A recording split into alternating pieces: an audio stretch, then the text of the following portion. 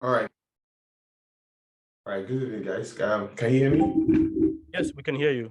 Okay, perfect. I think I need to turn on my video as well. I'm excited to be here. Thank you so much, Mr. Femi. Thank you guys for joining. Really excited about this session. And I really hope we learn together because every opportunity like this is also a learning opportunity for myself. We are all developing every day, just like Mr. Femi said. Well, I don't know if anyone has been in any of my class, but I actually don't give a perfect teaching. And that's because I want you to understand that no one is perfect. So I'm not going to come here and do like I'm not going to make a mistake or I'm not going to forget anything. So, I mean, I'm very natural. Yeah, it's not like a recorded session. So if at any point I get really confused about anything, trust me, I will let you know I'm confused and then we're going to go to Google together to find the answer. So I hope you don't mind. This is just a disclaimer. Okay, so that's how it goes. Just a bit about myself, like Mr. Femi said, I'm a data analyst. I just work with data literally. I mean, in any area, analysis, data science, machine learning. But professionally right now, I work as a data operations specialist, which is like an interset of different areas of data. So I get to work with data engineers, I get to work with data scientists, I get to work with enterprise analysts and so on and so forth. So yeah, I'm excited to be here and I hope we have fun together. So let me just go over to the presentation which I prepared. I'm not so good with slides, so apologies if it's not looking so attractive. So please confirm you can see my screen. Yes. Okay, perfect. Thank you so much. Okay, so before we start, I think I sent some data to Mr. Femi before we started. He informed me that he already sent it to your email. So in case you did not receive, please let us know in the chat so that probably you can make arrangement of how you can receive it. Because I understand some people are registered for the event a couple of minutes before we started. So you might have missed that email where you have the data set. Okay, so please just reach out to Mr. Femi and then it's going to sort that out. But Yes, and let me just go back to what I have. So today we'll be looking at Excel can you hear me, fundamentals. Idris? Fundamentals because it's basic. I'm not going to be doing really complicated stuff. So if you are a beginner, a newbie, you will find this class helpful. If you are like, you've been learning as well, or you've been using Excel, you also find it helpful. If you are even an intermediate, trust me, you would also find it helpful. So let's enjoy the moment, the session together. So what we'll be looking at today will be having like an overview of Microsoft Excel. This is majorly for beginners, like you have not used Excel before. And I want to believe maybe a very percentage of the guys here wouldn't have used Excel before. But because it's fundamentals, I just had to include this, and they'll be looking at Excel functions, formulas. We'll be looking at Excel charts, pivot tables, and then we will try to like create a simple dashboard if time permits us. So why is Excel still relevant? Some of us might wonder why you still have to learn Excel. I mean, I get a lot of questions from folks and be like, okay, I want to go into data science. I want to go into data. I don't know the stack of tools I need to learn. And trust me, if there's any tool that you really need to learn, if you really want to go into any area of data, it is Microsoft Excel. And I'm very honest here because Microsoft Excel is like the foundation of everything. It's like the brain it's like it's just like something that helps you pivot into other areas. So one of the things about Excel is because of its interface, you can actually see what you are dealing with. You can see the rows, you can see the column. It's user-friendly. It is widely used across. I mean, there's arguably no organization in the world today that don't use Microsoft Excel. It's been around in a while and it's still going to be around. So it's a must learn, it's a must have tool in your portfolio before you can even think of anything analytics or anything in the area of data, be it data science, be it machine learning. Trust me, you will always find Excel handy. So like I said, in organization of our data in an easy to navigate way, Excel, still make Excel relevant today. You can also do basic and even complex mathematics function in Excel as well, even though maybe more often than not, you might necessarily not have to do the complex ones, but you still can. And also with Excel, you can come up with very nice graphs and charts for simple analysis and even complicated ones, trust me. You can analyze data and make forecasting and all of that. So Excel is really important. Don't let anyone tell you that you don't need to know Excel. Excel is really important for your analytics journey, business intelligence, business analyst. You will need Excel, at least for fundamentals.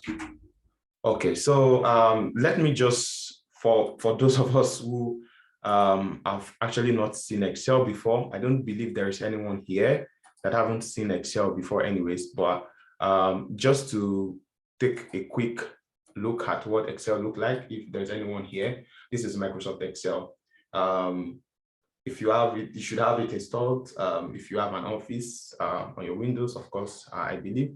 So this is how it looks like. I'm just going to do a very short walkthrough on it. I'm not going into everything. So we have like this, these tools here. This is like the home session or Idris, can you hear us? You have the insert, you have page layout. If you are a Microsoft person, you will definitely be familiar with this interface. I mean, most products in the Microsoft ecosystem, they have this kind of layout, talking about their menu, talking about the likes of Power Automate, Power BI, and what have you. So you have all of these things. You have data, you have them. So this is the most important. This is where we'll be working with more often than not. Can you hear me? Yeah. Hello, can you hear us? Hello, can you hear me? We can hear you, but can you hear us? Oh, I cannot see the Excel. Yes, we can't see the Excel, exactly. Okay, let me stop sharing. But can you hear us?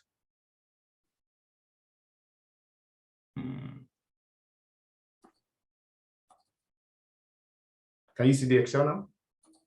Yes, we can, but you don't seem to hear us. Can you see the Excel now?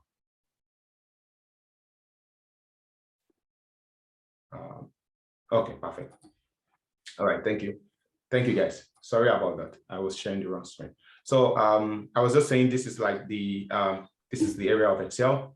This is how it looks like. Some of us have already worked with Excel, so we already are probably familiar with some of these things. I'm just showing it for those who are like entirely new to the whole thing.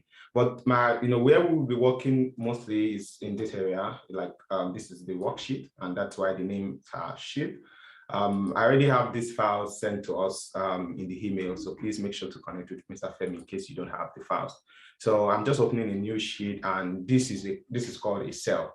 So you can see that we have several cells. To your right, we have really a lot of them, and then downward as well, you have really a lot of cells. And then when you have multiple cells selected, that's called a range, that's like a range. So, and one of the ways of referencing a cell in Excel is using the row and the column. So what do I mean? So if you look at this cell that I am on right now, where this, let me increase this so you can see. If you look at this cell, you will see that this cell is an intercept of B, column B, and row 3, right? So it means this cell is known as B3, okay? Just to see that clearly, you can see that there is a reference here, called a name box that Excel used to name each of the cells. If I go to this one, of course, with that logic, it's going to be E3, okay? So if I say something like G9, so I'm talking about G and 9. So this is a way to reference cell. We would need that a lot because as we go on, we would need to reference cells and all of that. So that's a cell, and that's also a range. A range is like when you highlight several cells like this. So you can see that I have this range, say from here to here.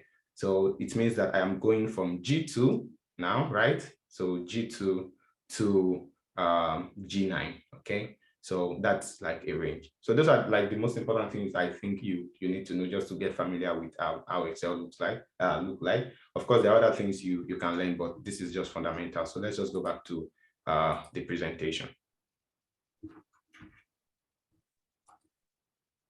Okay. So we have Excel formulas. So this is one area. Now we are getting into stuff. So what is a formula? Basically, a formula is an expression that operates on a value in a range of cells. That's maybe too much English. So what it means is that you are trying to perform an operation, right, on a cell or a range of cell. And when you say operation could be calculations, right, such as addition, as you can see here, such as subtraction, such as multiplication, such as division, right? So these are known as what? These are known as formulas. So let's just take a look at how that looks like in our Excel. So I would want you to open in the file that you receive. Please open your files now. You will see there's a file named math logical chart.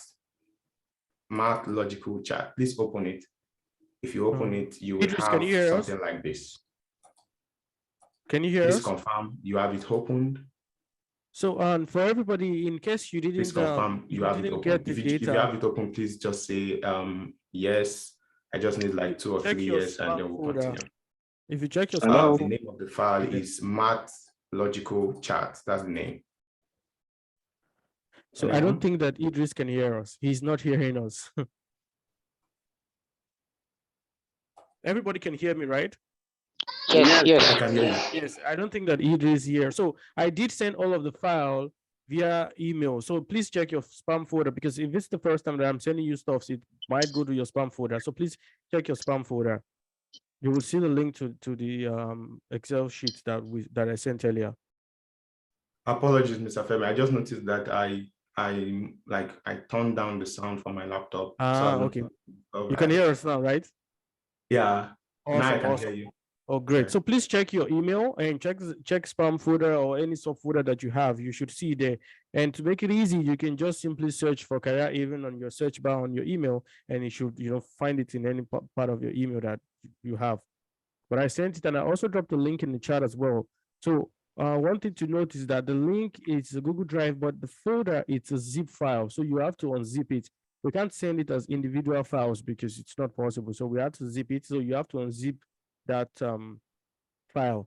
However, if you do want me to send it to you via like normal document, I can do that at the end of the class, just in case if you're unable to unzip it. Okay, so we can continue. Thank you. Okay. Okay, so since this is still basic stuff, let me just continue so as not to waste time. So guys, please try to unzip the folder that you received. Okay, so talking about formulas, so let me just use this as an example. It's just an example. So now we have product, quantity. Don't worry, don't care about all of these things. So I have these numbers 10, 20, 15, and so on. So let's assume that I want to like add these two numbers together, right? So I want to add 10 and 20, okay? That's, oh, I think the grid lines are off here. So let me like turn it on so you guys don't get confused. Okay, yeah, sure. So now I want to add these two numbers together, okay? All I need to do by formulas now, Excel formulas, before you start writing a formula or a function, you have to start with equal to, okay? So once you start with equal to, you are letting Excel know that I am about to write a formula or a function. I'm not talking about function yet, I'm just still on formula, okay? So how, like we said in the presentation, formula means you are performing an operation on several cells, right? So we want to add these two cells together. So that is the operation, addition, right? So it means I'm going to reference this cell. And don't forget, I told you about referencing a cell. You have to look for the vertical reference as well as the horizontal reference. So number 10 here is actually in what? You would agree with me that it is in cell H2, right? So it means I'm going to type H2. So you can see that Excel already highlighted it, right? So that's just to confirm that we have highlighted the right cell. So the operation is to add them with this guy, right? So the same thing, what is the reference for this 20? The reference is H. Now it is in what? Row 3. So I'm going to write H3. Okay, so you can see now we have the red one, and then I click on enter. So once you do that, you can see you have 10 plus 20, and that's like what? 30. So this is like a formula. Of course, you can subtract as well. That's like the same thing. So let me just write add here, and here I write subtract. Okay, so for the subtraction, now let's subtract this from this, right? So the same thing is going to be, you guessed right, this minus this, right? So of course, sometimes it might not be convenient typing the cell. I mean, looking at it like, okay, what is this one? Then you say H3, H4 and all of that. So you can just click on it. The moment you click on it, Excel will automatically, oh, sorry, excuse me. Once you are here and you press equal to, you're about to write a formula. The moment you click on that cell, Excel will automatically write its reference there. It's very easy. So you're going to say this one minus, again, we're going to do the same thing. We want to subtract this from it. So I'm just going to click on this, and Excel automatically gives me its reference. And then I can click on enter, and then we have 10. So the same thing for division. Okay, so for division, you can write, let's say you want to divide this by, this, the same thing. So we're going to start with equal to anytime you want to write a formula. So you write this. For division, this is how you write division in Excel. Okay, so divided by this, and you have to, very easy stuff. So this is formula. Okay, so let's just go back to the presentation.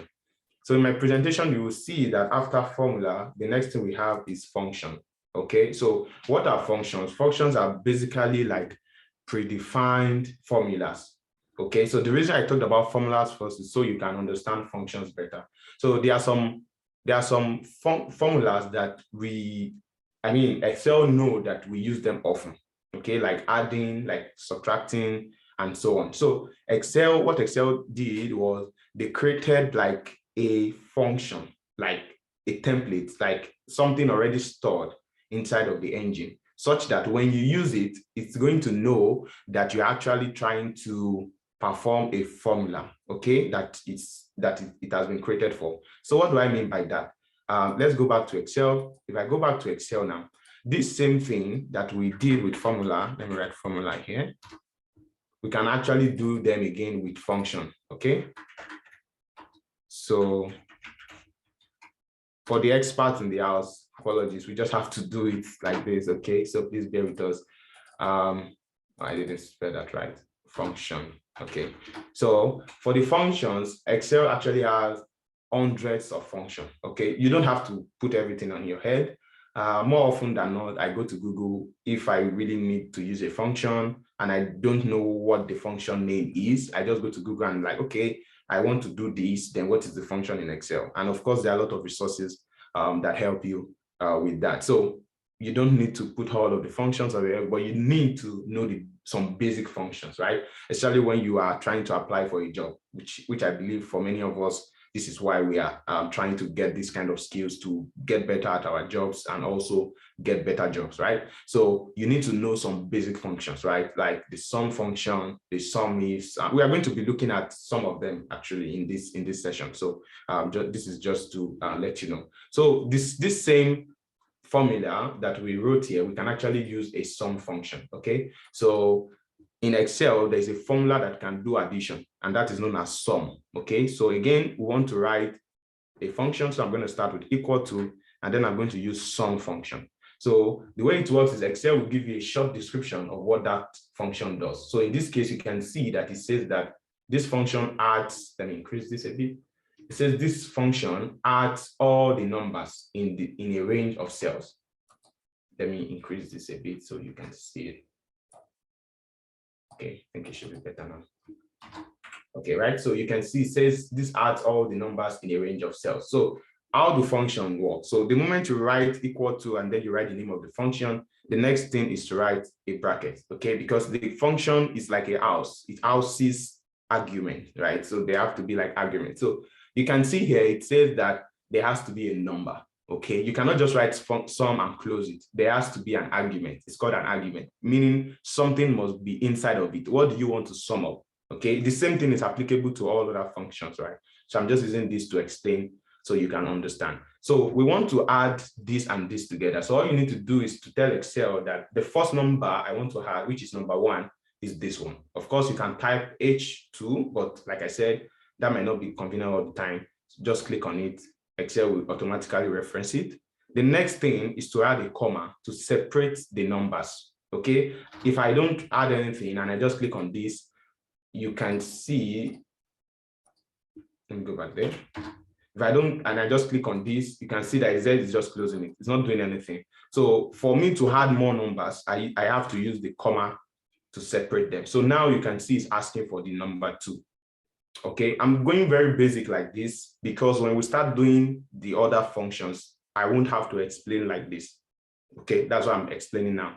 So you understand how the functions work, talking about opening a function, writing the things in a function and all of that. So now the number 2 is to select this. So once I click on this, again, it references this, right? And then I can click on OK, and you can see that I have 30. Okay, all right. Please, if you have any question, just signify in the chat. Now, I want to show you something. Now, you would see that here, before I click on that H3, now, what do you notice? You will notice that number 1 was written as number 1. And then number 2, you can see that we have like a kind of bracket, in like a square bracket now, right, in front of it. So what this means is not a coincidence. What it means, and this is in any function that you will be using, what it means is that this number 1 is a requirement. That means this function must contain at least one number. It must contain at least one number, which is this number. So it means that if I don't put any number, this function will give me an error. Okay, are you seeing now? If I don't put any number, you can see it's giving me an error, but I can just put only one number, which is this, and it's going to work. Do you get it now? So it means that the moment you put a number, number 2 can be optional. That's the meaning of that bracket. So when you see it, it means this option, this argument is optional. You can decide to put it or not put it. Okay, and that's why when we don't have anything, we get a correct answer, which is 10. Of course, it's like you're adding 10 with nothing, right? So you have to have 10, right? So I just thought to let you know that because we'll be seeing it in the other functions that we'll be using. So the same thing for subtraction. Do we have subtract function? I honestly don't know if we have subtract function. Do we have anyone in the house know if we have any? I don't know. What's subtract function in Excel? Really, I don't know. Maybe we have to Google that. But I mean, I honestly don't know right now if there's a subtract function. If anyone knows, please just let me know. So let me just move on. So there are other functions as well. Like I said, there are hundreds of them. So sum is one of them which you will use very often. The second one is count. Okay, we have count function. And how does count work? Count literally works from the name count. It means you are trying to count something. Okay, so let's say, for instance, I want to know how many products we have here, right? How many products we have here. Now you can see that we have 1, 2, 3, 4, 5, 6, 7, 8, right? Now, if we have them as, if we have like hundreds, are you going to count this way? 1, 2, 3, 4? No. So there is a function in Excel that can actually do that for you. So let me just write it here, count. Okay. So, and for count, again, you start with equal to, and then the function name is count. Okay. Now, talking about count, we have quite a number of them in Excel, not just in Excel, even in any analytical tool, in Power BI, in SQL, you have count a lot. Okay. So, but the point here is not to tell you what all of them are, just to tell you what count is, but just to let you know that we have several counts here. So I want to count, the same thing works. Once you write the function, write a bracket, and here you can see again the same thing we have. So we have value 1, which is normal, and then we have value 2, which is like in that bracket, which means that it is optional. We can have it, and we can, we may not have it. So if I want to count all of this, I'm going to say this, comma, this, comma, this. Now, if I do this, it's going to give me, okay, there we go. I will tell you why that didn't work anyway. So now, that takes us to the different type of count. I don't want to really complicate things, right? That's why I don't want to do a lot of explanation here. But as I was saying, we have different type of count. So the first count here is actually used from the name. It counts numbers. Can you see? It counts just numbers. But count A can count the number of cells. Just look at the meaning. Count the number of cells in a range that are not empty. So more often than not, you would be using count A. You understand? If I had used it, you might not really get why I did not use count. So count literally count just numbers. You get it now? So that's the difference. I mean, these are things to learn. The point here is just to show you how these functions work. Okay, and then you do that. I changed it again. It should be count here. Okay, yeah. So now you would notice that the way we are counting, we are selecting all of these things one by one. Is that efficient? No, that's not efficient. I mean, you shouldn't be selecting your cells one by one. So instead of doing that, you can actually use a range. You know, that's why we talked about cells, and then we talked about range of cells. Let me show you how that works. So instead of me selecting count now, I'm saying, okay, 1, 2, 3. I can actually just do the same thing, count here, and then I can like highlight them. This is like selecting a range. Okay, now if you check your formula bar here at the top, can you see it, guys, at this place where my mouse is? If you check my formula here, or what you have here, you would see that we have count A. Now it's not writing it as G2, G3, G4. It is saying that this is coming from G2 to G4. It means that G3, of course, is in the middle. So this is how you write a range. You already know how you write a cell, which is like C4, C5, C6.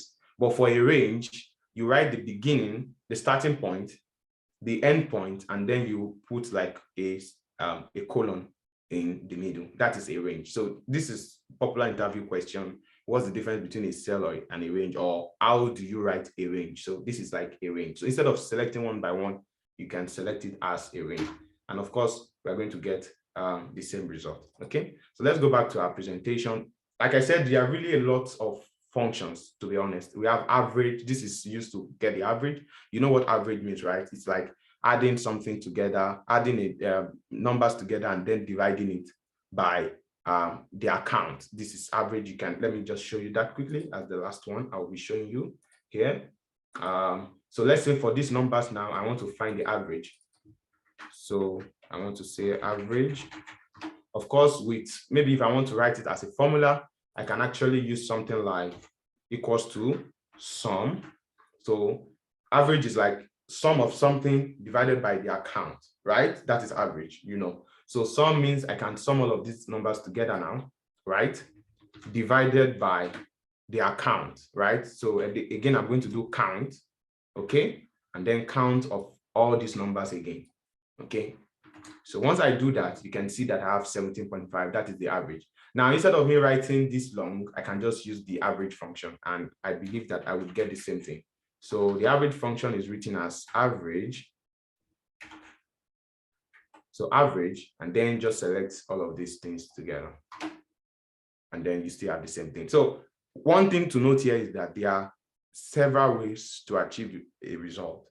I want you to know that there is no like the best way. One thing is just that the more you get into these things, the more opportunities to improve. If you are writing a function with 10 lines, for instance, or your first time you wrote with 10 lines, after 2 years, you shouldn't be writing that same thing with 10 lines. You should have improved to get to a point where you would be doing it with just 1 or 2 lines. So this is one of the beginner issue where we are always, especially when you watch videos and then you see the experts, the way they do things, you really want to get to that level.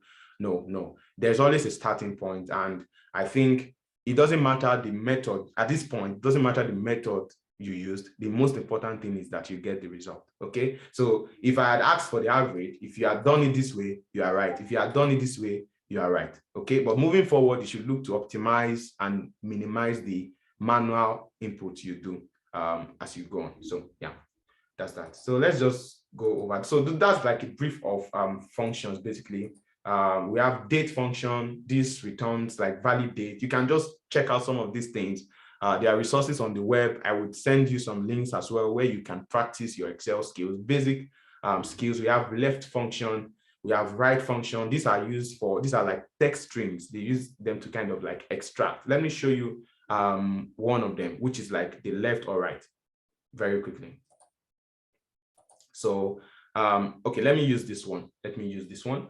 So let me just write left here. So the way the left function works, of course, you might not really see the use case right now, but I'm sure that as we go on, maybe in our project or maybe in some of the examples we'll be looking at, you will see why we might need it.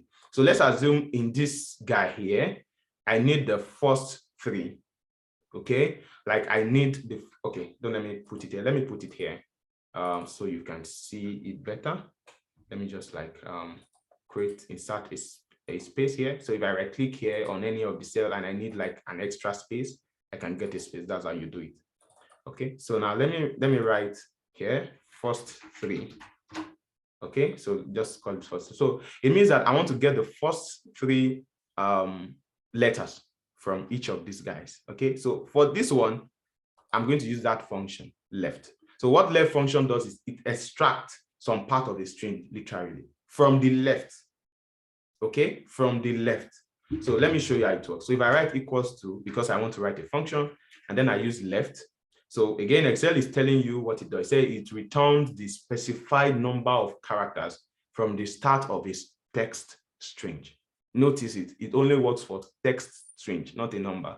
Okay, so now it's asking me for the text. You can see now that this text is a must. That means this function must contain an argument. Okay, so the text is this one.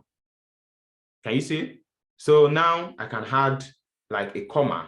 Now it's asking me for the number of characters. It means that from the left, how many characters, like how many, when I say characters, it means in this case now, Apple has 5 characters. A is 1, P is 2, P is 3, L is 4, E is 5, right? So I want the first 3, right? So I'm going to write 3, and then it gives me up. Can you see it now? So that's it. Now in Excel, there is like a flash fill. Okay, I mean, there are really a lot of things in this. This is just to make you exposed to how Excel works and see how fascinating it can be. So if I need to do this for this, you would expect me to come here again and write left, right, and then write this one, and then write 3, and then we got like orange. Yeah, you can do it. If you have a lot of energy, of course, you can find this fun to do. But when you have like hundreds of like records, you would definitely know that this is not something you want to do. So in Excel, you have this tool, this flash fill. So if you like if you come to your, let me just increase it a bit so you can see it. Now, if you come to your cell at the bottom right, you can see now when I'm hovering on it, where I have like a plus. Now, the moment I come to my bottom right, you can see that my arrow is changing to like a darker plus now. Can you see? So now when I click on it and I drag it down to this point, that's where this watermelon is, Excel will automatically do this function. It's going to, anything that is there, it's automatically going to apply it downward. So it means now when we wrote this function here, it was working on D2, which is Apple. The moment it brought it here, it will be working with the, is that opposite or adjacent? It will be working with the corresponding value in this row. Do you get it now? And so on and so forth. So this is one tool that is also very handy in Microsoft Excel. It's called like a flash fill. Okay, so you can see those options here. So that's that. So that's how left function works. So one thing about functions is once you read them up on Microsoft or Google, you will already find examples. You will always find like, the explanation, the description of the function, how you can use it, when to use it, and all of that. So the more you learn about these things, the more you know the right functions to use at the right time. So that's that.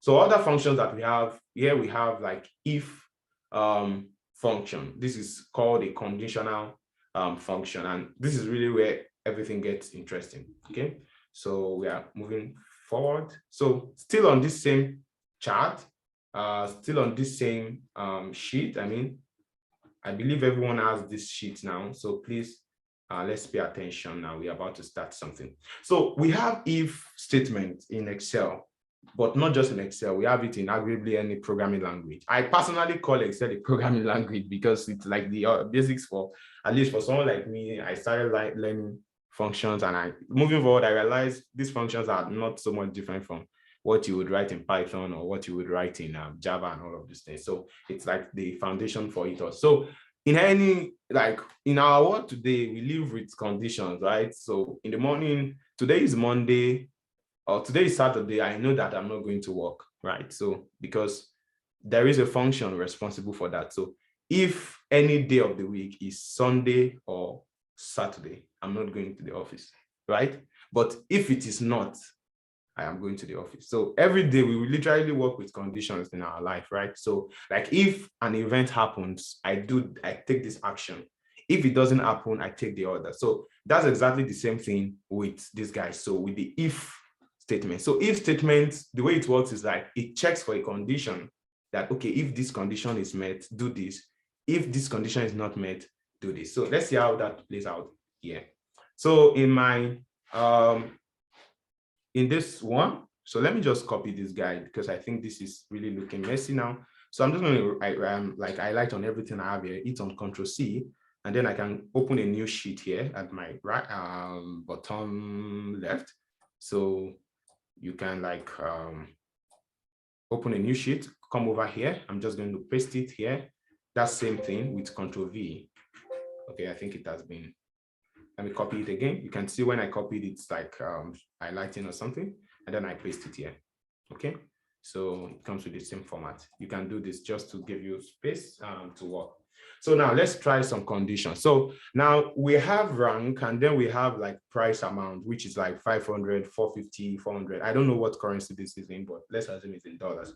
So let's assume I want to know, like, let's assume this is like a product in our store, and I really want to know if this price is high or not. Okay, so there has to be like a criteria for you to know if it is high or not. So let's come with the criteria. So let's say any price here that is greater than 400, we would say it is high, right? This is just an assumption. It's not like maybe it's somewhere there, right? So any price that is greater than 400, we say it is high. Anyone that is less than 400, we say it is low. That is the criteria. So how do I do that with well, that's a condition. How do I do that here? So let me just name this colon. Let me call it high or low. Okay. So now in Excel, again, to write a function, you start with equals to, right? And then I want to use an if function. So you can see the description says that if checks whether a condition is met and returns a value if true and another value if false. So Excel is telling you what this function does. So now when I write if, the next thing is to, you know how to start it, right? Start with an open bracket. Now it's asking for a logical test. What is a logical test? What you want to check for? So what I want to check for is that if this value, I'm starting from here, if this value is greater than 400, right? So of course, this is greater than mathematics, right? If it is greater than 400, comma, that is the logical test. Can you see now? Now you can see when we're still here, logical test was like in bold. Are you noticing that? So the moment we write the comma, we are now under value if true. So if this value is true, that means if this condition is met, if today is not Sunday, if today is not Saturday, go to the office. So if this condition is not met, do something. So what do you want it to do? I want it to write high. Now I'm putting high in double quotes because high is a string. You cannot just write high like without a string. So anytime you're writing a number, you write a number just like 400. But anytime you're writing a string, you write it in double quotes. That's how it works in, almost every programming language that exists. So that is the condition. Now, if I put comma, you can see now that we are moving to value if false. So it means that if this condition is not met, if this is not true, what do you want me to do? So then I want you to say low, right? So it means that if this number is greater than 400, just tell me high. If it is not, tell me low. That's all. So the moment I click on enter, you can see that it tells me what high, because truly 500 is greater than 400, right? So now, am I going to write the same formula down here, down here, down here? Well, I can, but like I told you earlier, it's not efficient. So I can just do the same trick, click on this arrow here, and then bring all of these things down.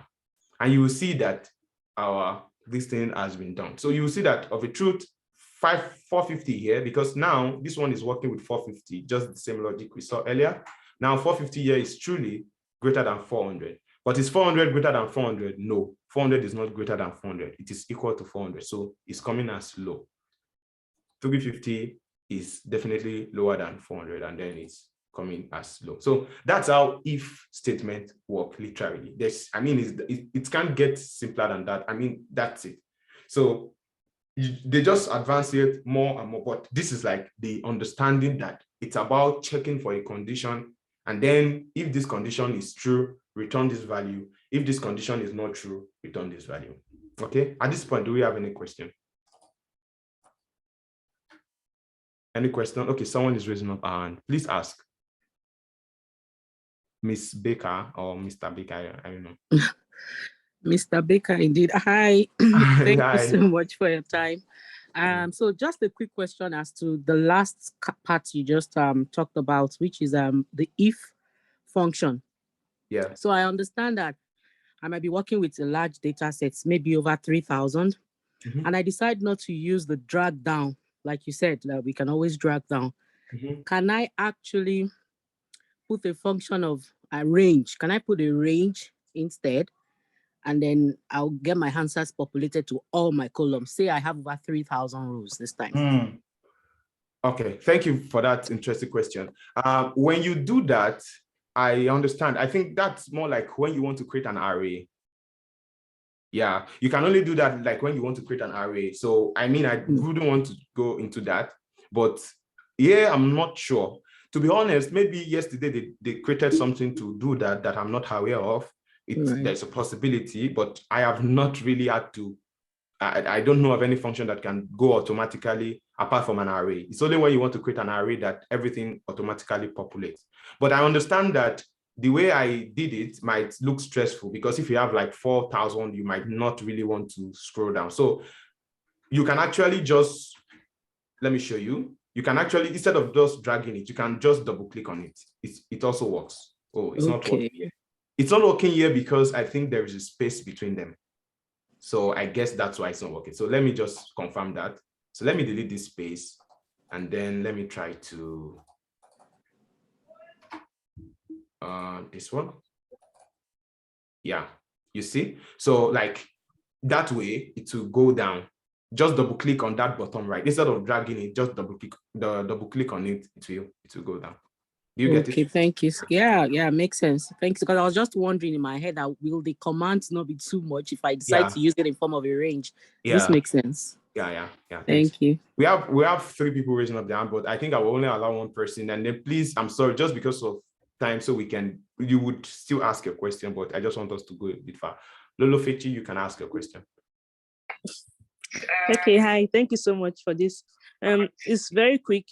I noticed that you did not have to copy the top, like the titular bar where you have rank, price, amount.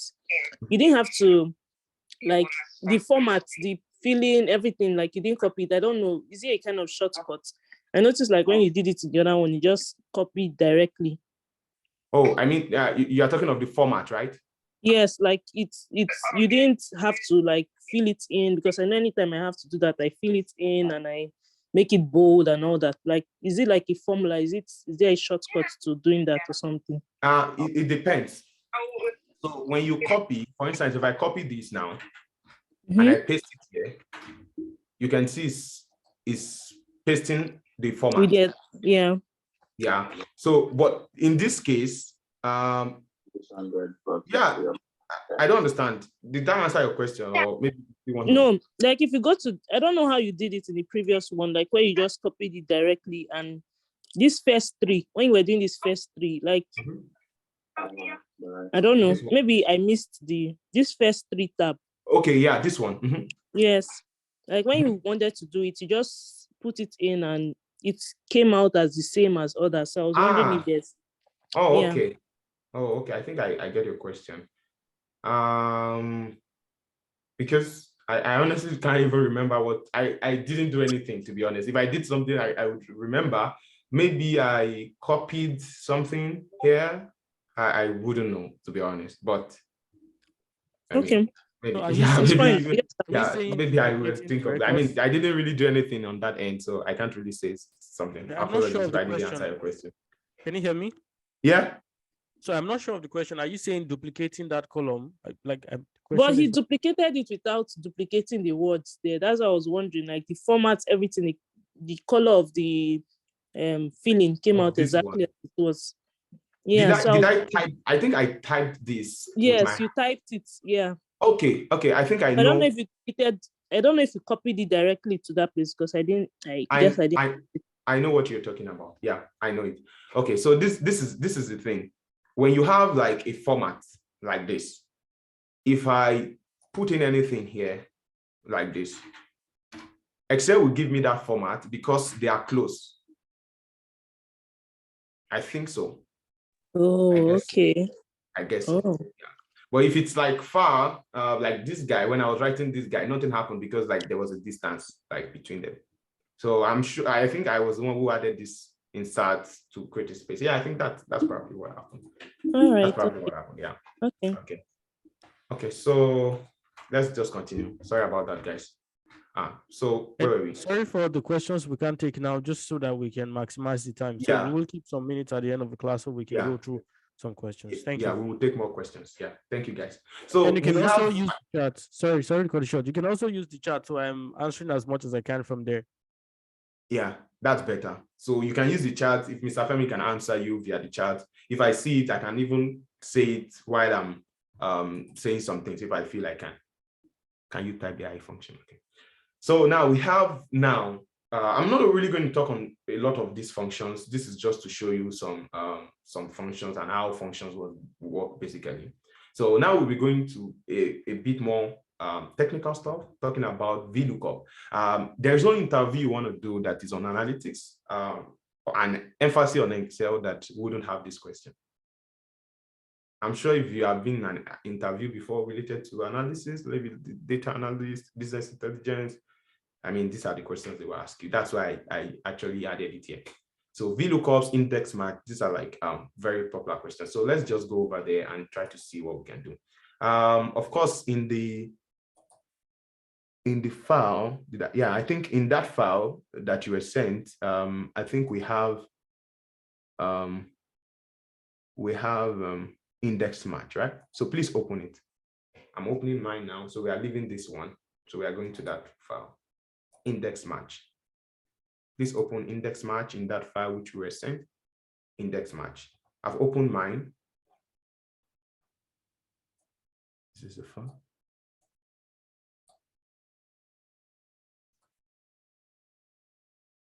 Do we have it open, guys?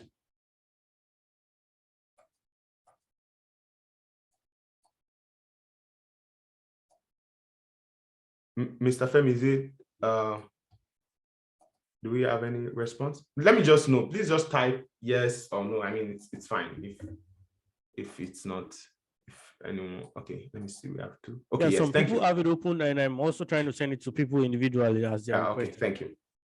So actually what I did, in order not to waste a lot of time, I actually added the formulas there, you can see, but I mean, I would explain, but I want you to really grasp it. That's why I left the formulas, and also the explanation can really flow.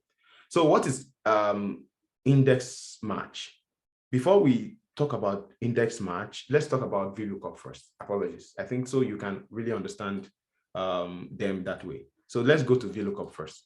Let's open VLOOKUP. That same folder, you will find VLOOKUP. Yeah, VLOOKUP. So let's do VLOOKUP first. So now VLOOKUP, in Excel, we have a lot of lookup. We have HLOOKUP, we have VLOOKUP, we have XLOOKUP. So look up those lookups, but I will be talking about VLOOKUP, okay? So what are lookups? Lookup, from the name, it means that I'm looking up something here. That's literally, there's no big deal. I have a file here, I have a folder here, I'm looking up for this, I'm looking up that, and literally that's it. So the way it works, let me give a real life scenario and then we can go over to Excel. The way it works is you are given a names, a list of students, right, to pick in a school, for instance, in a kindergarten, right? You can't just go into that school and pick all of the students.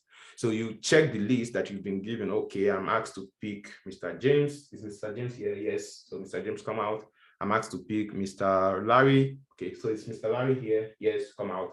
And that's how it works. That's exactly how lookup works. So you ask you ask Excel to check a data, of course, with reference. And then if it finds that there, bring this person. If it doesn't, go ahead with your life. Okay, so let's go to Excel and see how it works. So now we have this data, this table here. Let me just increase the screen so you can see it. So we have like a rank, we have animal, we have speed. So the rank is like 1 to 10, animal, and so on, speed, and so on. So now just take your eyes off this. I would come here. I'm just going to recreate this. Let me recreate it here.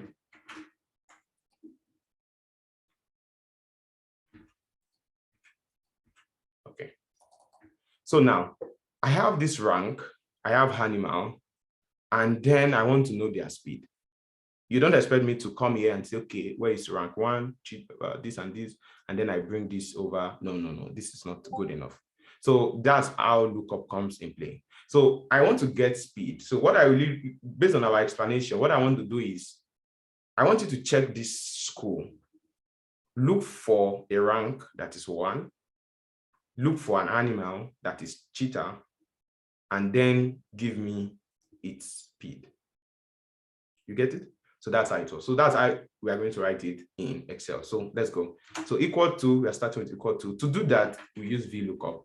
Like I said, we have several types of lookups. It is VLOOKUP because it is vertical. So vertical, it's checking like this. I really don't want to complicate things, but please read it up, check for VLOOKUP, XLOOKUP, and all of that. But VLOOKUP is really common in interview questions. So the first argument here, you can see, is asking for lookup value. So it's saying that what value do you want to look up?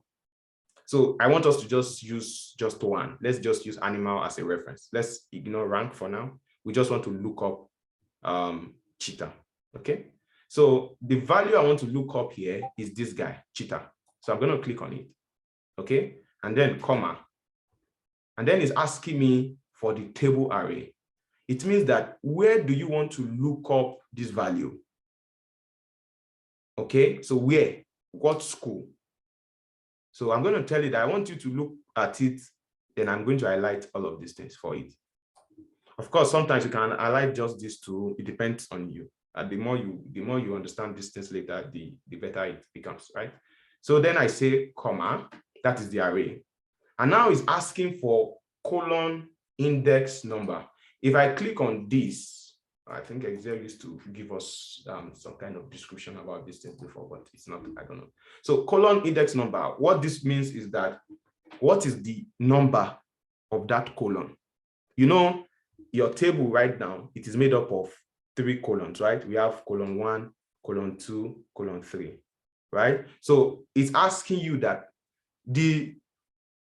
where you want us to find this value, what is the class? Like, what is the colon?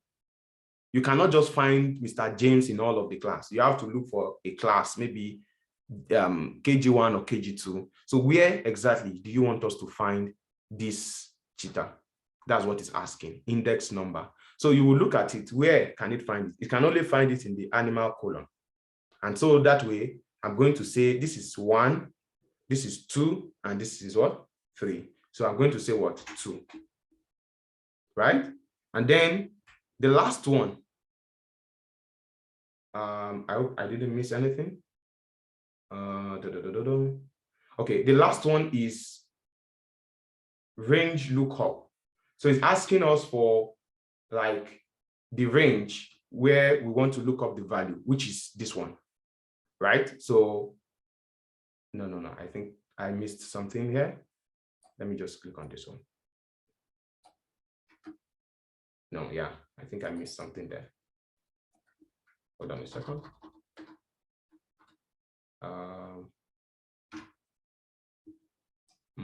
Okay, let me check. That's why I left this one.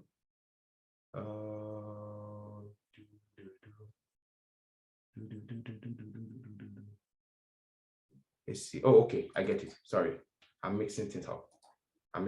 Okay, so now what value do we want to, sorry about that. Where is the index, like the column that we want to get a value from? That's what it means. I'm really mixing a lot of things up on my head.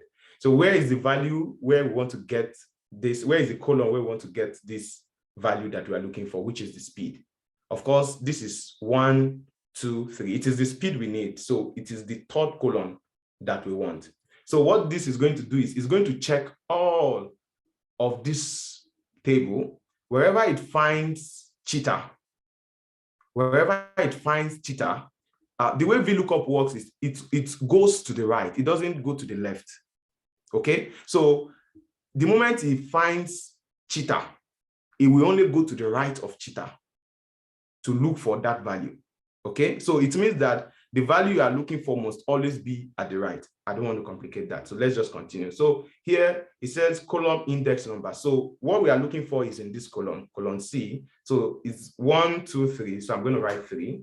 So that is the column that we are looking for, right? And then you can see that this last one is actually like optional. So you can choose to write something, you can choose to leave it, but I will leave it for now so I can explain to you what it means later.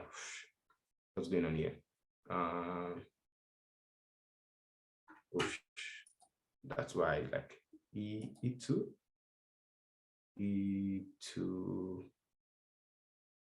Okay, I think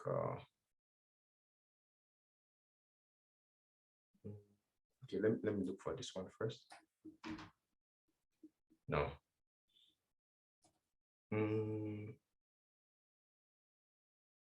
Okay, guys. Okay, so right here, what's going on is I have those index match on my head, and that's what is really confusing. Apologies. Okay, so what we have right here is right now, I'm actually using this rank as my reference to like check here what is rank. Rank number 1 is E8, as you can see, and then I am checking this entire table, which is like A1 to C3, and then I am checking the column that I want to find out, which is like the speed, which is why we have 3 here, and here we have 70. If I bring it down, this is really what I want to show you. If I bring it down, you will see that we would have rank 5, which is this Koyate. It is actually correct. We have 43. And then number 10 is Rabbit as well, which is actually number 35. So let me explain this VLOOKUP again. The way VLOOKUP works is it looks up a value. In this case, we are looking for this value 1. In this array, this is the table array, this one that I have selected. And then it looks for the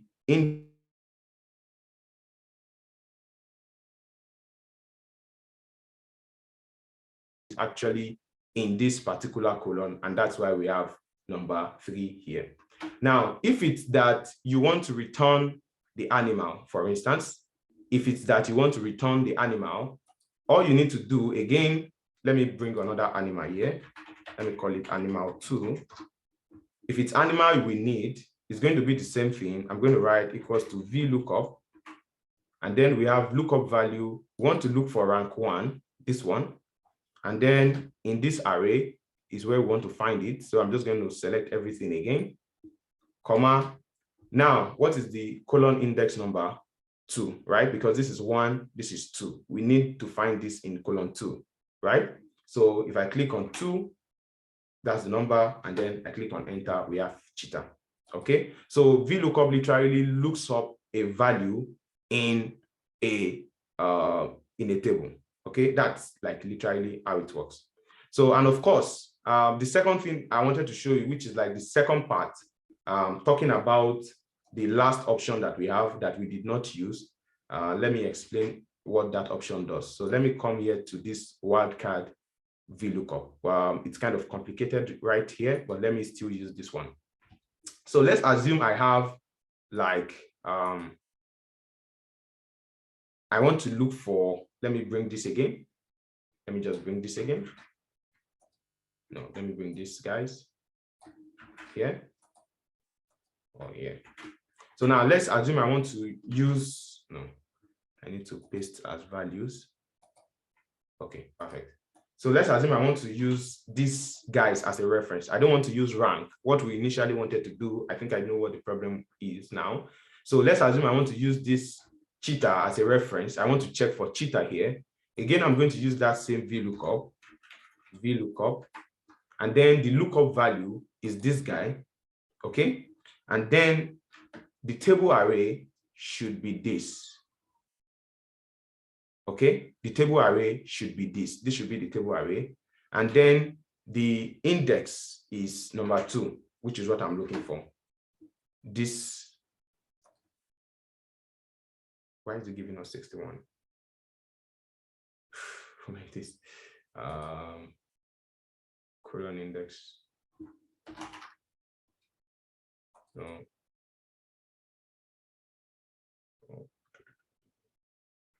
Oh, okay, let me read the comment. I think there's some comment. Okay, yeah, we have some comment. Okay, someone's asking, why is it 3 again? Okay, it is 3 because that's for this one, I guess, right? It is 3 because this is 1, this is 2, and this is 3. We need the speed, and the speed is actually in column 3. We are actually referencing the colon because it says colon index number. So that is why it is 3. Okay, I hope that that answers your question. Why this one is still 1, why this one has to be 2 and is giving us the wrong result, I actually don't know right now, but let me just skip that. That's how VLOOKUP works. I would have taken wildcard now, but since like we have some conflict going on here, I really think it's not the right time to take the third option, the wildcard. So let me just skip that. Let's go to index match. But for VLOOKUP, that is how it works. Basically, it looks up a value in a table and then it returns it. Okay. So now the advantage for, let me see if we have any other question. Okay. Where did you get E8 from? E8, let me see again. Which E8 are you talking about? Is it here? Yeah, E8 is this one, because this is what we want to check. We want to check for this rank here. So that's why it is E8. So E8. I hope that answers the question. Okay, so let's go to the index match now. So that's even the main thing. I guess that's probably a part of what was confusing me. Okay, so for the index match, I think I have it written in my presentation. So the index function returns a specific value in a one-dimensional range. Index function returns a specific value in one-dimensional range. So let's go over to our index, and then we will see what is actually going on there. Where's this index?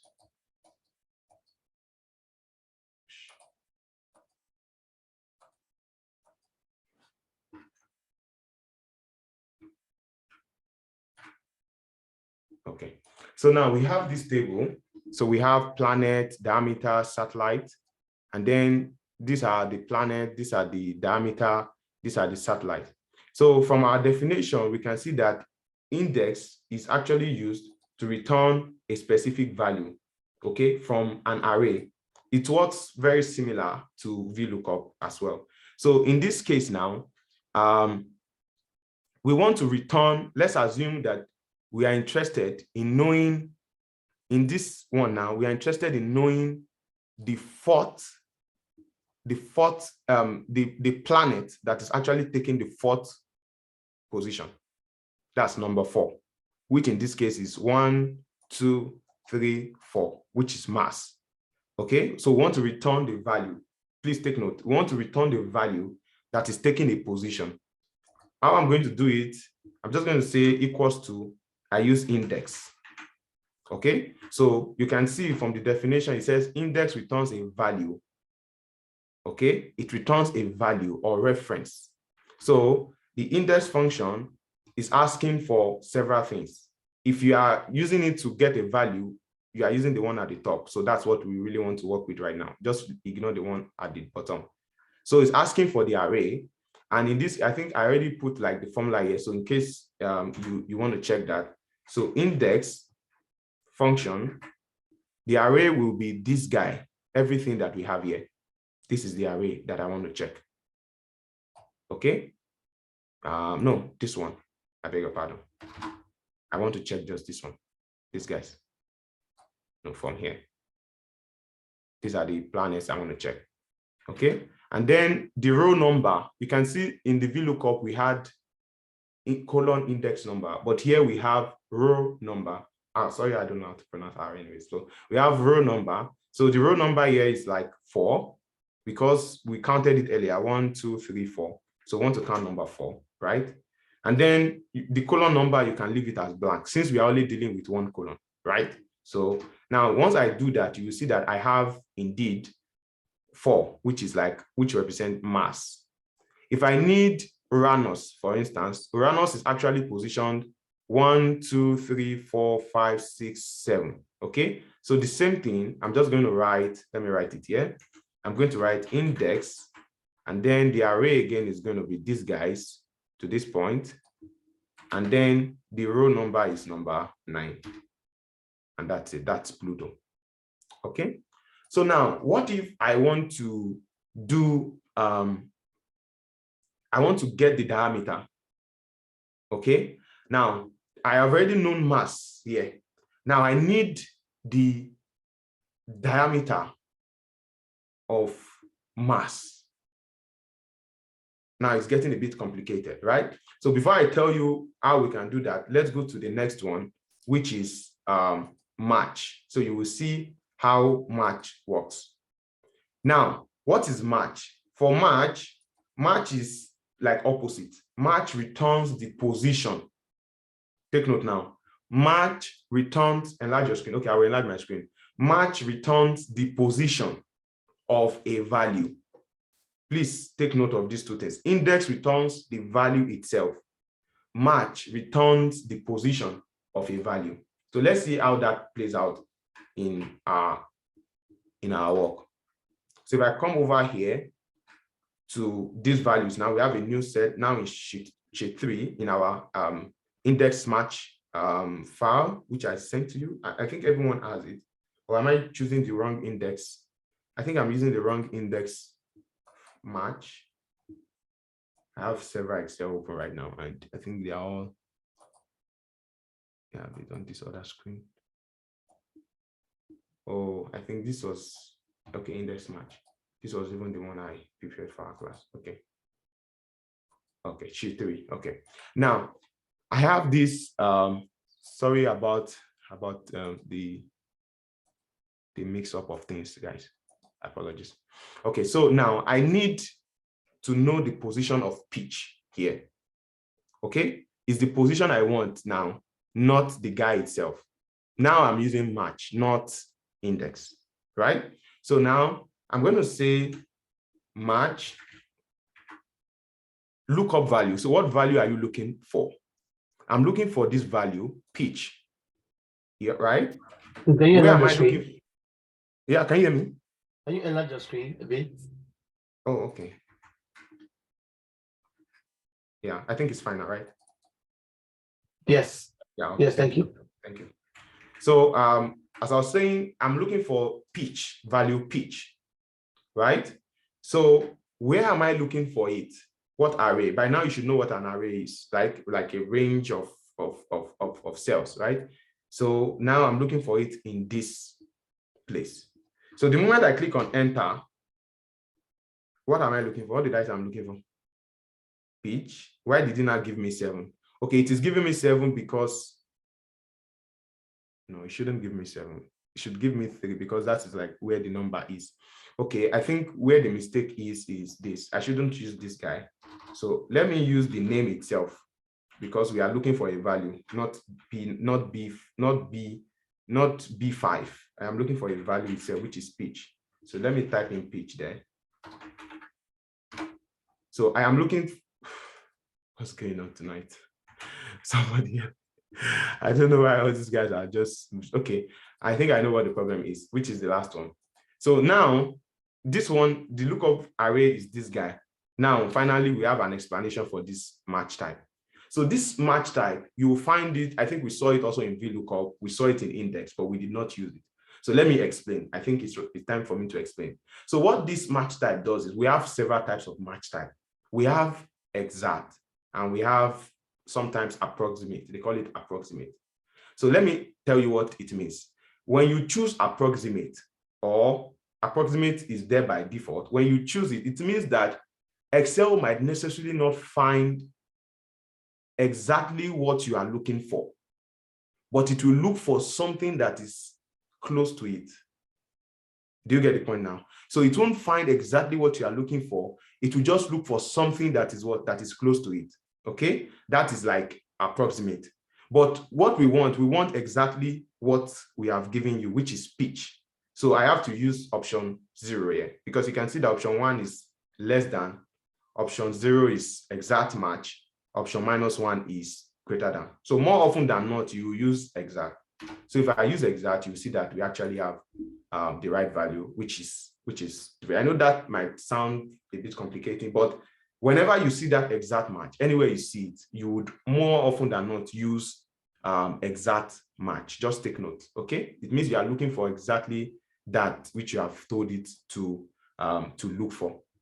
Now, if you go to sheet number 4, again here in sheet number 4, let's assume that I want to like look for pitch here again. I'm looking for pitch here again. You can see pitch, right? So I'm going to use the same function, match. Okay, I'm looking for match. What is the name? Pitch. So the name is pitch. And then where is the array? Now the array is horizontal, right? So like this. Okay. And then what is the match type? Don't forget the match type, 0, right? Because we are doing exact, right? So you can see that it is where? It is at number 3. Now it is counting it because you have selected the cells like this. It is actually counting it 1, 2, 3. So that's to tell you that match does not really depend on, like, maybe it has to be vertical or horizontal. It can work with either ways. That's one of the advantage of match. Now, all of these things might not really make sense until we treat this example that we're about to treat. Now, in a sense that I have 2 conditions. You know, here, when we did this index, we had just 1 condition. Look for Mars, look for Jupiter, right? Look for Uranus. And when we were doing match as well, we only had 1 condition, which is what? Look for pitch. But now, let's assume that we want to look for, now you can see this is a different table entirely. I mean, this data, I just got them so that we can have variety of stuff to play with. So now in this data now, I have like name, which is like name of people. I don't know what their names are. And then we have like month. Now I have 2 conditions that I want to meet here. The first condition is that I want to look for France. But because France has several months as well, what month in particular am I looking for? I am looking for maybe France in February, which is this one. I don't know if you get what we're about to do now. In our index, we're only looking for 1 criteria, which is the name. In our match, we're only looking for pitch, which is also the what? Which is also the name. Now, what we want to look for is to look for 2 things. We are looking for the name as well as what? The month. Okay, so that's where both of them have to come in hand. And that's why you will always hear index match, index match, index match. Because the best way you can use them together to get the best result is to combine them. Do you get it now? Sometimes you might not need to, like even in this one, we can do it such that you will not need to combine them. So let me show you using index, just normal index to get something here. So if I need for France Feb, now this is France and now this is Febs, right?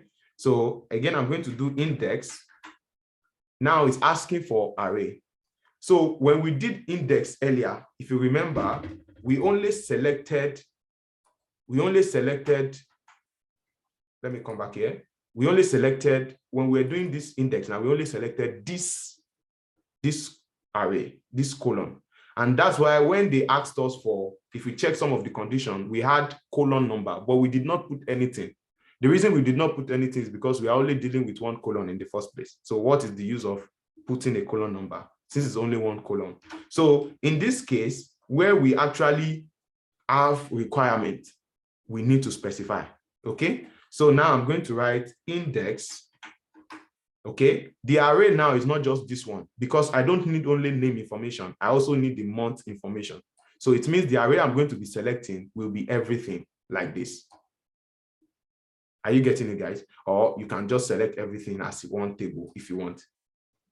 Okay, so but I will just probably choose it from here. Or from here, it's fine, I think. Yeah, everything here. And now it's asking for the row number. So what is the row number? The row number I'm looking for is this guy, Front.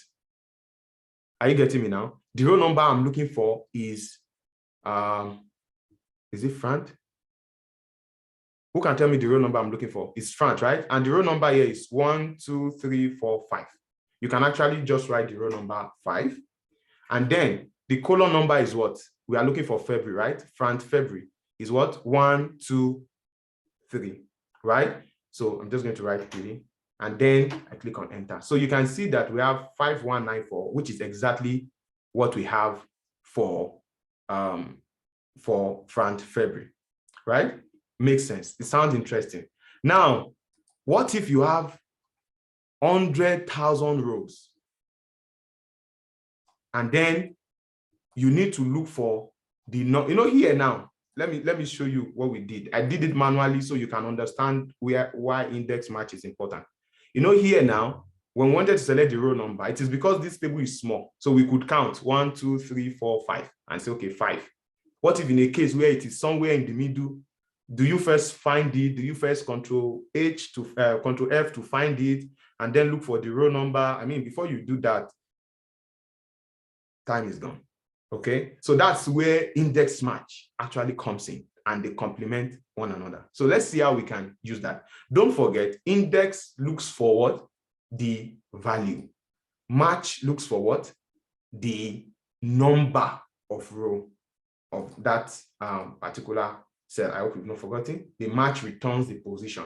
Index return the value. So once we combine both of them together, we can get something really great. So let's see how that works here. The same thing we want to get for Frank February. So I'm just going to do equals to index.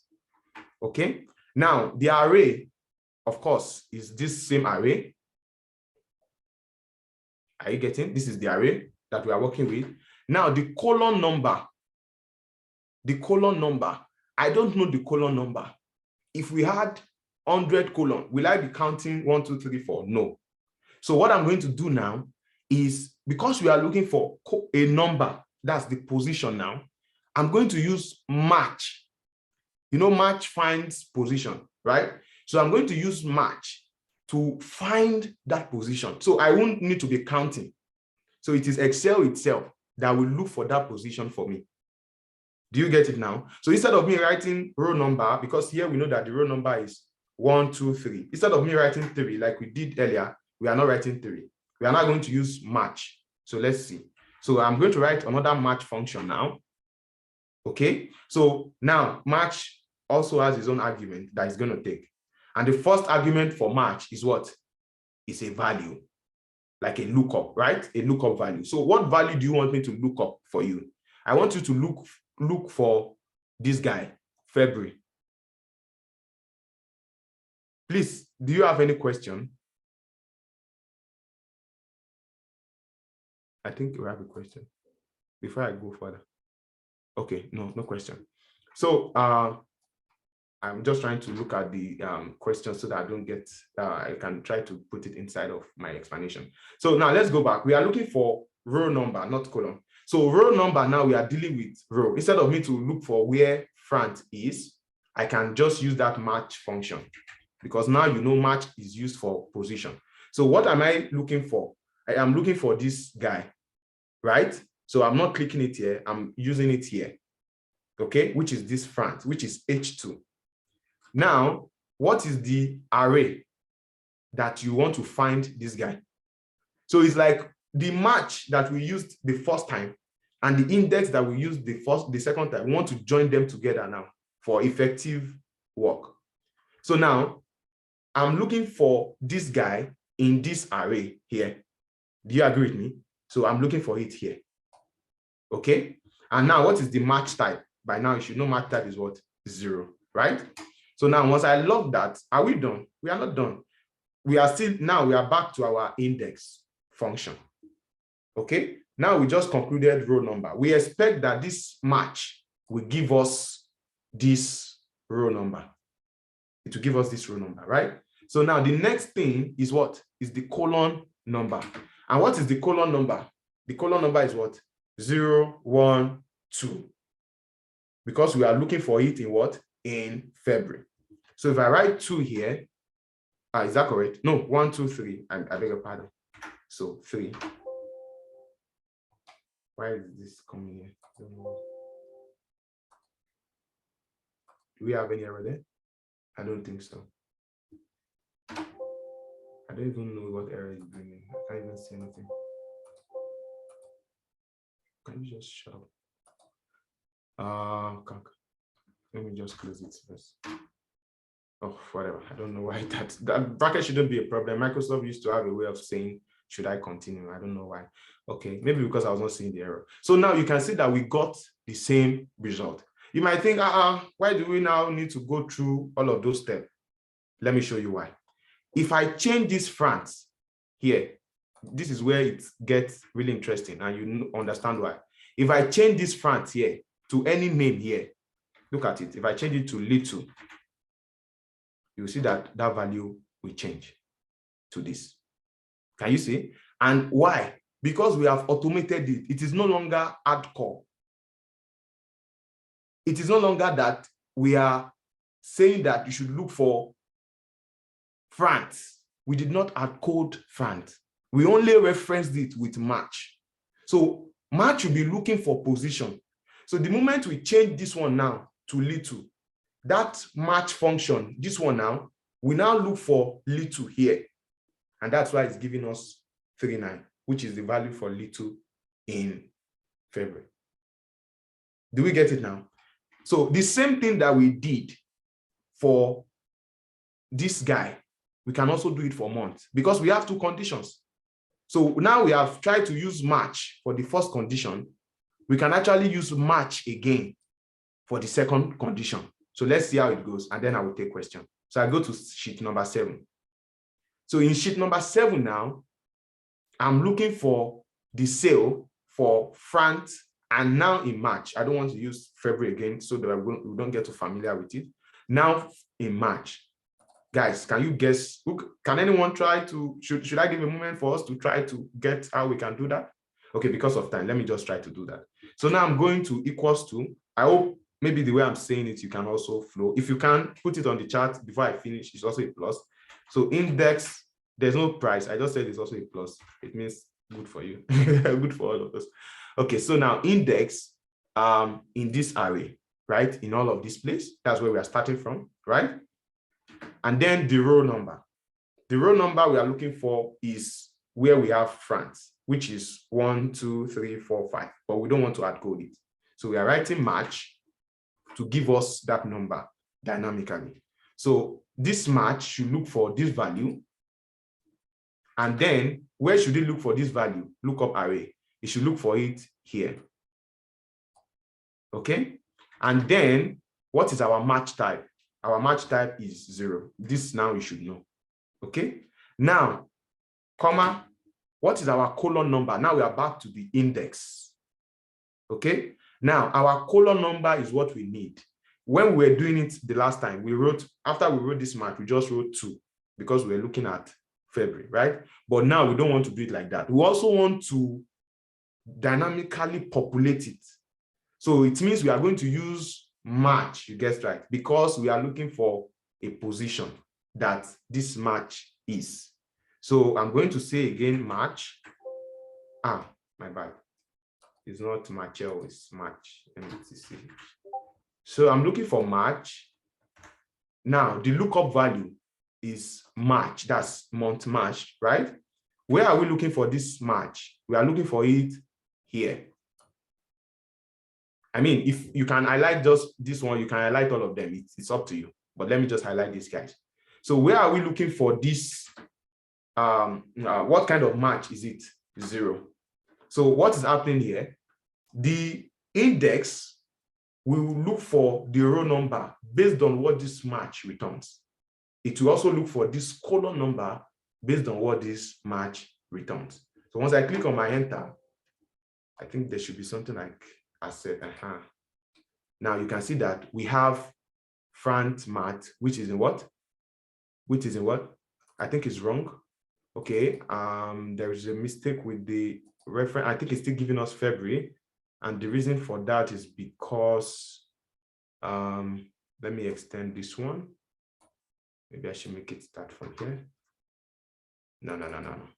Okay, yeah, it's correct now. So why that is happening is because, we are looking at our entire, this thing. Like when I selected this guy is from this place to this place. So it was expecting that same thing, but it's fine. So now once you do that, you see that we have exactly France for match. Again, the reason why we went through this step is for dynamism. So if I change this one now from France to Colby,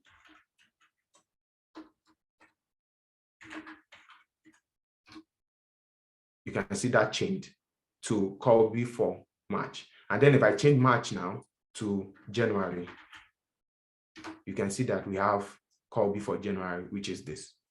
So that is index match. Index, you can use it to get a value, but it will be hardcore. Match alone also, you can use it to get a value, which we saw. But when you use them together, you can use them to fetch a value.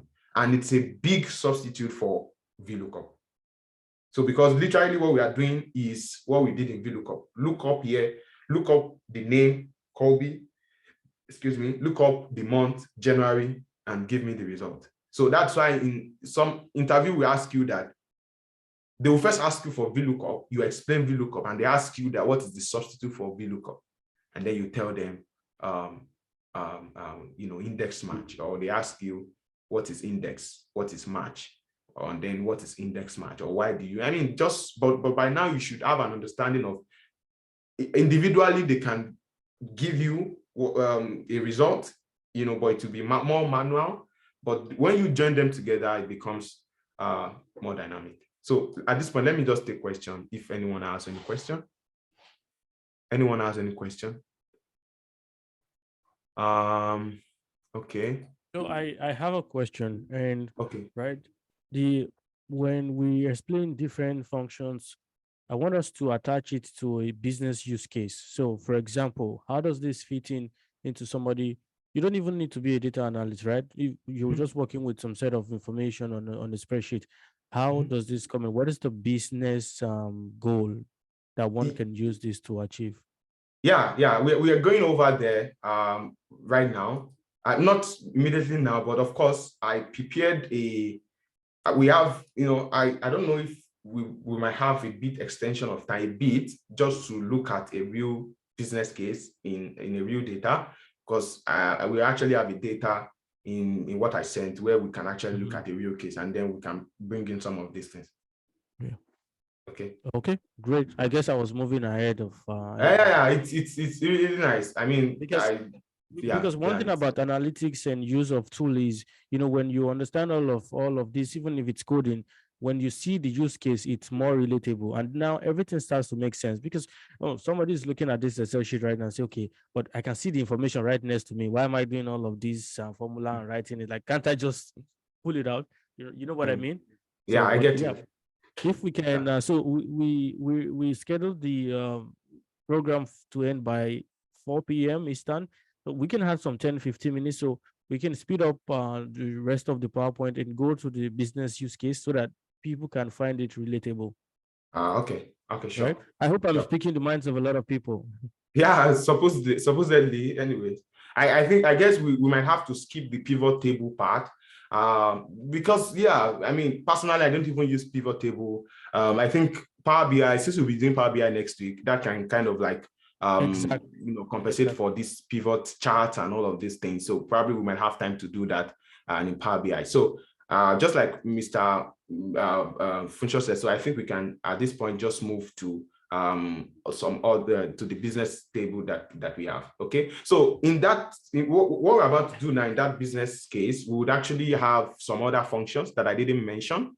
Not like I didn't mention them, but just like an extension of what we already saw. So don't be scared. I told you there are really hundreds of functions out there. You just get better the more you do them. Sorry to cut you short. So we do have a request that we don't want to eliminate touching, like don't remove pivot tables finally. We can just do a little bit of touch on it. And if people agree with me, we're okay to have some 15-20 minutes extra. Right? Oh, okay. Yeah. Okay. Sorry to drag you back. Okay, no worries. I got that. Okay, so we're actually done with the functions. Those were the key functions. Like I said, in your interviews, if you'll be going for interviews and all of that, these are questions they will ask you, VLOOKUPs, index match, XLOOKUP. So please just check some of these things. This is the basic concept which we have given. This is how it works literally. So it just advanced from there depending on the use case and what you want to do. Okay. All right. So having said that, let's just go over to Excel chart. Okay. So in analysis, one of the interesting parts of the whole thing that we are doing is this part that everyone get to see, because more often than not, nobody will see what you are doing at the back end. Everybody will see what you are actually doing, what you released for the world to see. Yeah, you get. So this is like the visualization that is really key. And Excel is also very good with that, even though right now there are other tools that are preferred when it comes to visualization. But for basic stuff, Excel can also do visualization.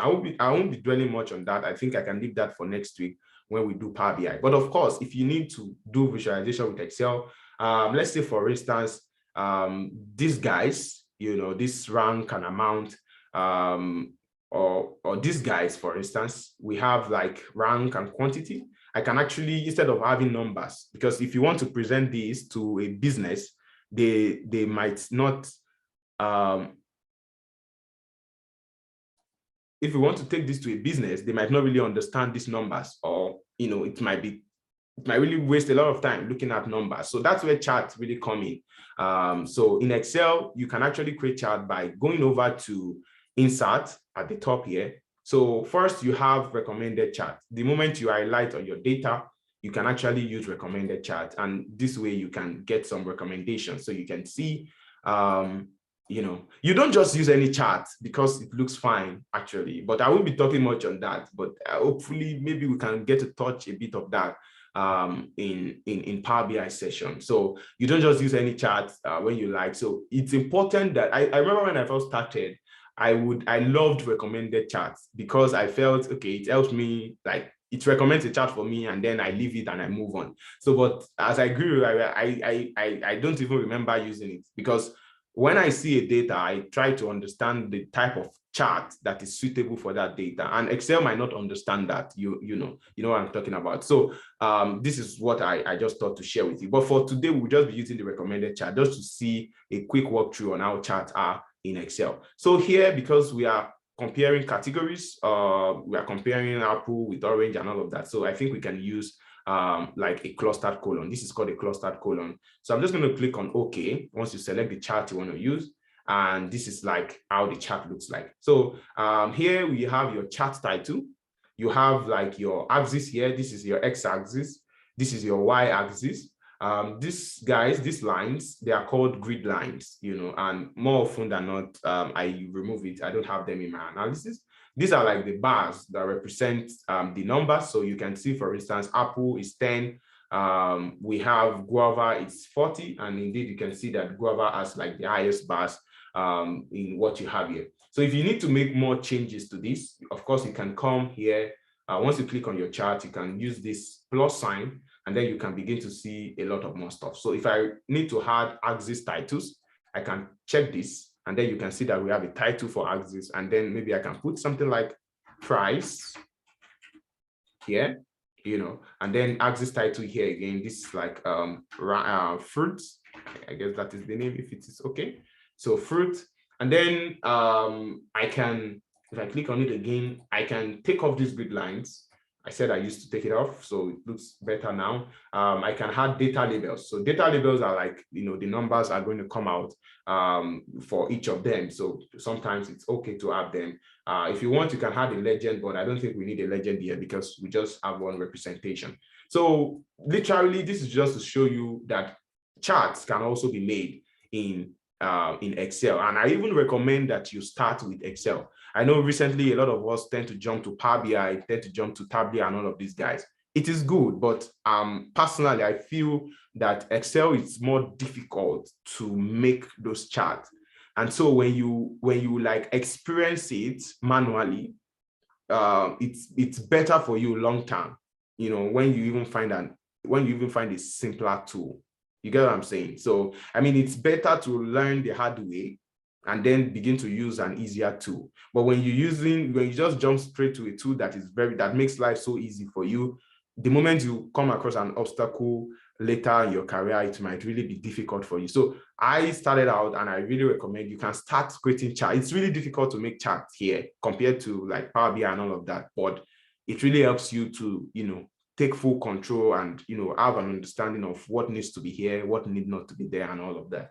So we have people who create dashboards from Excel. I thought we would have time to do that, but fortunately, I don't think we'll be able to do that. So dashboard is just basically a combination of different charts together, and then trying to come up with some insight on reporting, and everything makes sense. So I think that's all on chart.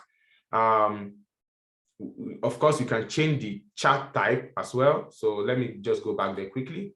So let's assume I'm not interested in using this guy anymore, or you want to change the format. You can do that here. We have different chart styles. I'm not the kind of guy to play with style because I'm not really a stylish person. I'm not so good with colors, but of course, if you need to do anything, you can do all of that here. You can see this guy looks horrible, but I think it looks nice, right? Yeah, I think this looks good.